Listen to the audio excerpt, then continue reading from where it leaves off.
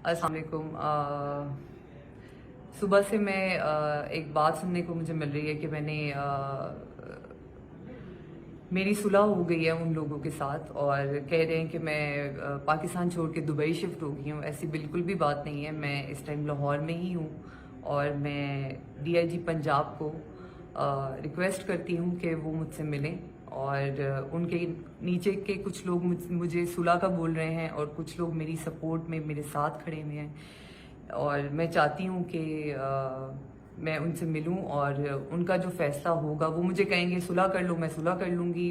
मेरे साथ जो हुआ है और इस सब के बाद मुझे माफ़ी नहीं मिल रही है, और मुझे बार बार यही कहा जा रहा है, लोगों के कॉल्स आ रही हैं कि डील कर लें या पैसों पे बात ख़त्म कर लें, आप सुलह कर लें, आपके लिए अच्छा नहीं होगा, आपकी जान को ख़तरा है आगे, आप अभी तो ठीक हो जाएगा सारा कुछ।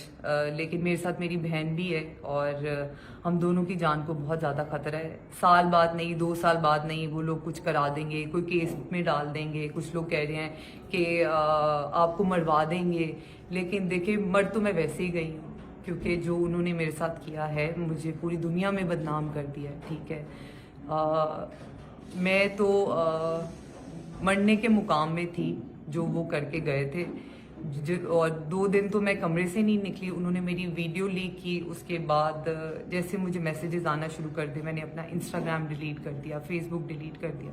मुझे समझ ही नहीं आ रही थी कि मैं क्या करूं।